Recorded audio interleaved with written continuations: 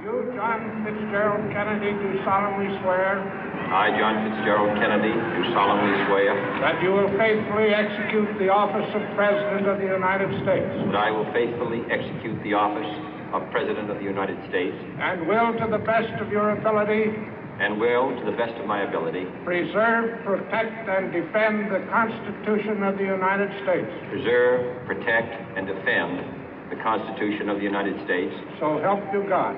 So help me God.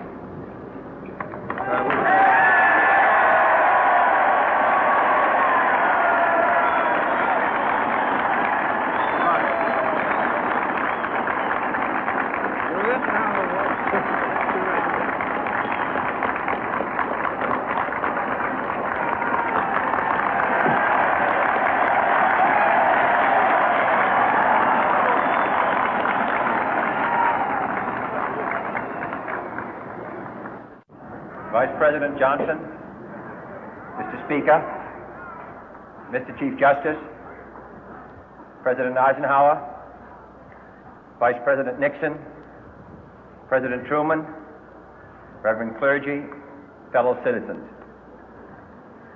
We observe today not a victory of party, but a celebration of freedom, symbolizing an end as well as a beginning, signifying renewal as well as change.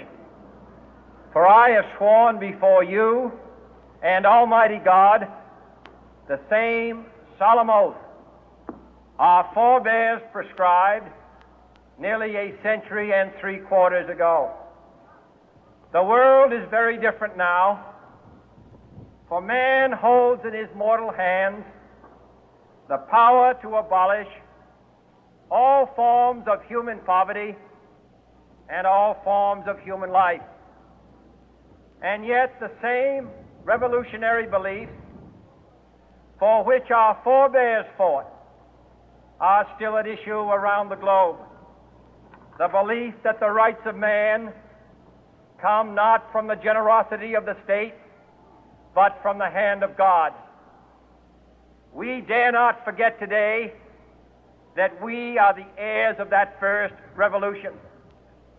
Let the word go forth from this time and place to friend and foe alike that the torch has been passed to a new generation of Americans born in this century, tempered by war, disciplined by a hard and bitter peace, proud of our ancient heritage, and unwilling to witness or permit the slow undoing of those human rights to which this nation has always been committed and to which we are committed today at home and around the world.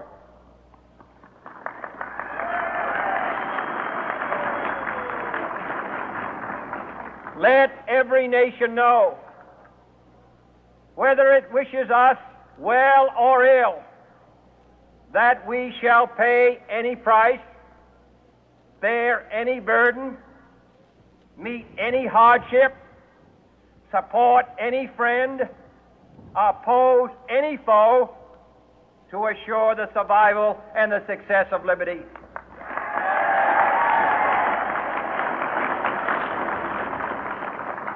This much we pledge and more. To those old allies whose cultural and spiritual origins we share, we pledge the loyalty of faithful friends. United, there is little we cannot do in a host of cooperative ventures. Divided, there is little we can do, for we dare not meet a powerful challenge at odds and split asunder. To those new states whom we welcome to the ranks of the free, we pledge our word that one form of colonial control shall not have passed away, merely to be replaced by a far more iron tyranny.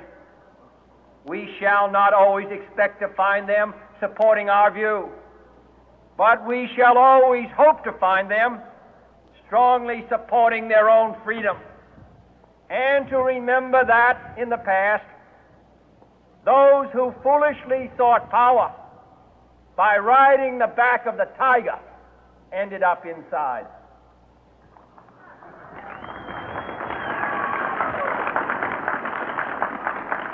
To those people in the huts and villages of half the globe struggling to break the bonds of mass misery, we pledge our best efforts to help them help themselves for whatever period is required, not because the communists may be doing it, not because we seek their votes, but because it is right.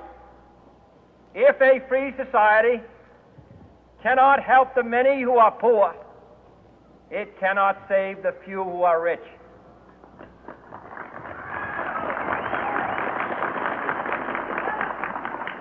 To our sister republics south of our border, we offer a special pledge to convert our good words into good deeds, in a new alliance for progress, to assist free men and free governments in casting off the chains of poverty. But this peaceful revolution of hope cannot become the prey of hostile powers. Let all our neighbors know that we shall join with them to oppose aggression or subversion anywhere in the Americas. And let every other power know that this hemisphere intends to remain the master of its own house.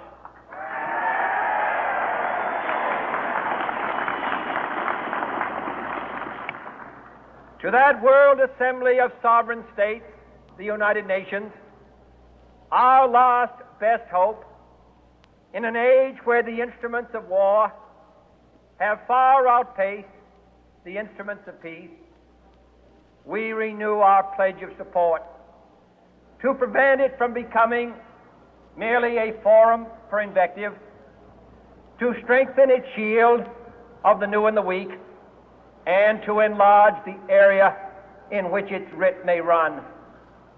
Finally, to those nations who would make themselves our adversary, we offer not a pledge, but a request that both sides begin anew the quest for peace.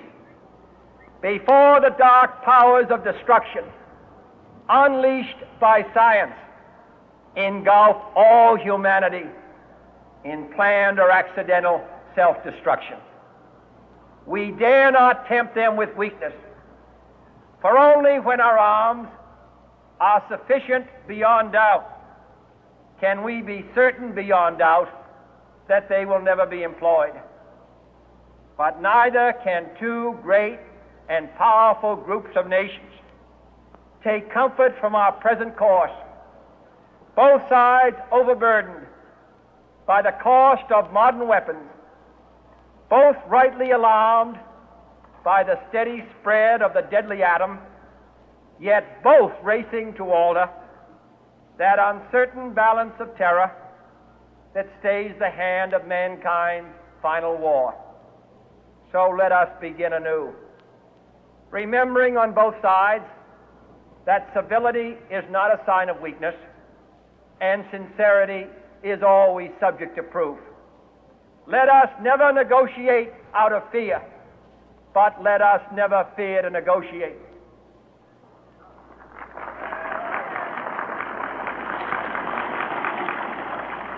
Let both sides explore what problems unite us, instead of belaboring those problems which divide us.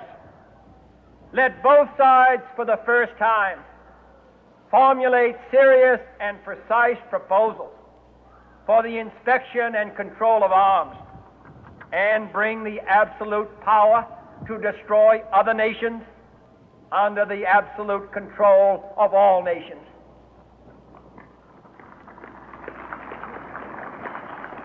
Let both sides seek to invoke the wonders of science instead of its terrors. Together, let us explore the stars, conquer the deserts, eradicate disease, tap the ocean depth, and encourage the arts and commerce. Let both sides unite to heed in all corners of the earth the command of Isaiah to undo the heavy burden and let the oppressed go free. And if a beachhead of cooperation may push back the jungle of suspicion, let both sides join in creating a new endeavor, not a new balance of power, but a new world of law, where the strong are just and the weak secure and the peace preserved. All this will not be finished in the first 100 days, nor will it be finished in the first 1,000 days, nor in the life of this administration, nor even perhaps in our lifetime on this planet. But let us begin.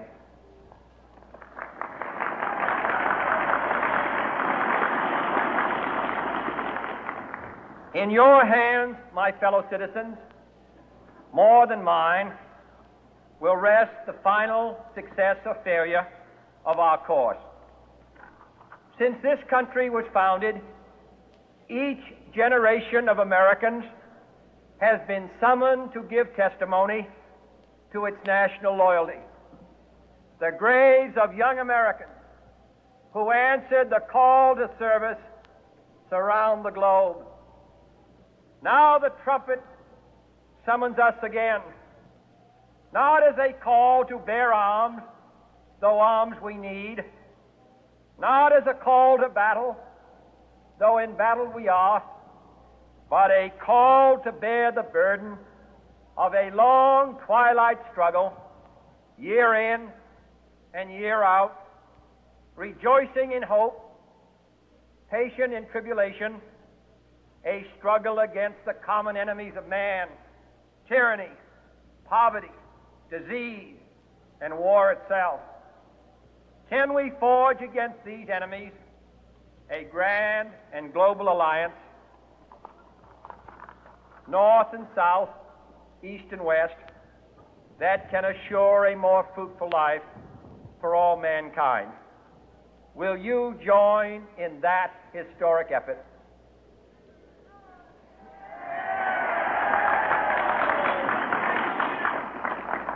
In the long history of the world, only a few generations have been granted the role of defending freedom in its hour of maximum danger. I do not shrink from this responsibility. I welcome it.